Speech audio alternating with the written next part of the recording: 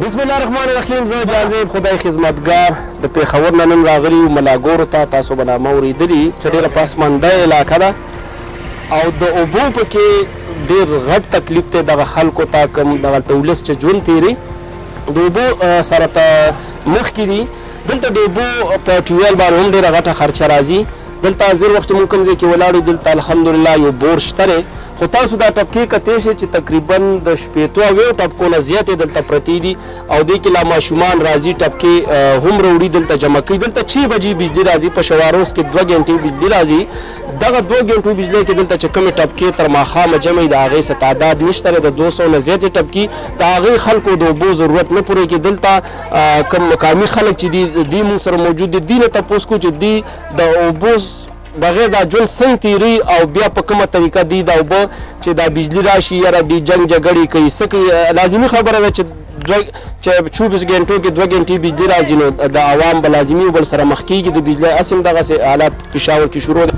روغ دلته تاسو ژوند څنګه کوئ؟ د اوبو نه بغیر ژوند خو نیمګړی ژوند دی. بیا دونه تعداد کې ټپکې پرتې دي، د دې ستاسو څه ترتیبي نمبرواري ده او که نه بس هر سړی خپله ټپکه مخکې کوي؟ بسم الله الرحمن الرحیم. یو بو دلته ډېر زیات تکلیف دی. دا ټپکې تقریبا صبحي 5 بجو باندې راشوري شي، مازدیګر دومره سخت تکلیف دی چې مازدیګر کېږي دا غونډه علاقه ترې ډکوي. بیا بجلي راشي 1 غنټې لا هم پوره نه وي، کله په پاو باندې راشي 20 باندې، بیا واپس شي ځین په لس کم باندې ځینو 20-30 منټ بجلي شي، بیا به کې چا والا ډکې شي 10-15 ټاپ کې دا ټینکۍ تشه پاتې شي. دلته جنازګاه یې مخامخ جنازګاه ده، دلته چې خلک جنازې له راشي اودسونه نه وي، ډېر خلک جنازه پکې ونه کړي یا تیموم وایي. زنانه چې موږ ولدي روزي شپې غونډه شپه ګرځي، دا کوم چې په لاس کویان وال شوي دې کې هم نمبر نه راځي. 24 غنټې جزانانې په ضلالت باندې او دې نه 1 کیلومتر کې 1 کیلومتر پله موږ سوی کوی هغې له ځي، هغه کې موږ به نشته دی.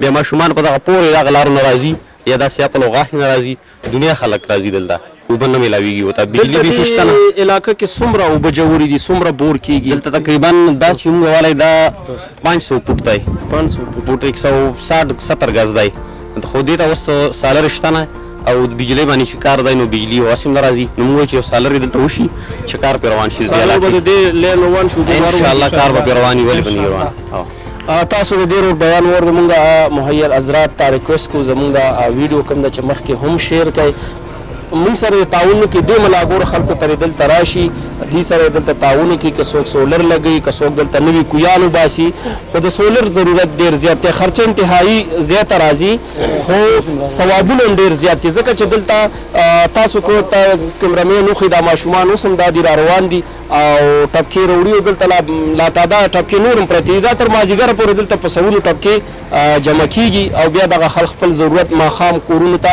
دلته کورونه هم ډېر په ډېر په لوړه باندې دي په غرونو باندې او دغه ماشومان دغه ټپکې وړي.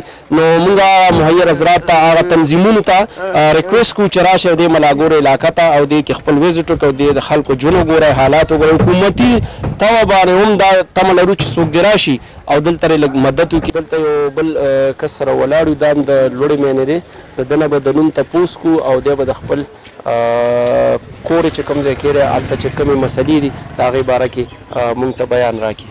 السلام علیکم جی، په خیر راغلی، ستړي مه شئ، د ټولو ډېره ډېره مهرباني، شکریه چې دومره راغلی، موږ له هم ټایم راکړه. MNA صاحب هم را باندې تېر شوی دی په دې علاقه، حکومت ته هم سوالونه کړي. دا پلو کنډو دی او دغې ته غاښی وایي چې په نامه سرتور سرسړی راځي د بدې ورځې او د مجبورۍ نه، ځکه چې کور ته لاړ شو موږ له چې دلته کوم MPA MNA راځي د اوبو په بانه موږ بل یو شی هم نه لګي، دا لاس رې ته پراته وو دا هم راله هغه راکولی شي، خو کېدی شي چې ستاسو په ذریعه باندې راله راکړي. مازدیګر ماسپتن چې کور ته ورسو خپل ماشومان راته ووایي په کوڅه کې د هغه وایي نو تشه ګیلنۍ ورسره روانې سي، یاره څنګه یاره بیا پلانکي کوی له تلې او موږ پکې ونه شوې. نمبر او بجلي 1 غنټه بجلي راځي، په هغه کې نمبر نه کېږي، بیا هم زنانه ګرځي په هغه باندې صرف دې علاقې ته د اوبو تکلیف او مسله او هغه کېږي. دا ځای د انګریزانو په وخت کې پکې ډیګۍ جوړې شوي وې، دغه بره تاتره ورته وایي، د دغه ځای نه به اوبه انګریزانو په وخت کې راغلي وې. اوس دا مسلمانان دي د MNA سړی تعلق باندې یا په رشته باندې یا په خورل موږ دا هم نه وایو، به زه د چا کار خو به وشي که نه خیر په کار کې وایي د هر چا بقره او عیسی، خو که هغه پیسې په طریقه موږ ته استعمال شوي یا استعمال شوي وای 2-2.5 کروړه روپۍ وې د تاترې نه پلین راته د انګریز په وخت کې 65 70 80 سال مخکې دلته ډیګۍ جوړېدی شي او لین راتلی شي، اوس نشي راتلی. ګران کتونکو د دې مقصد دغه دی چې حکومتي سطح باندې پاتې را که کوم هغه فلاحي تنظیمونه یا نور داسې خلک د دې علاقې وزټ کوي هغه دې په خپل کوششونو باندې دلته چې د اوبو کویا نه کړي نو دې خلکو ته به ډېره پیدا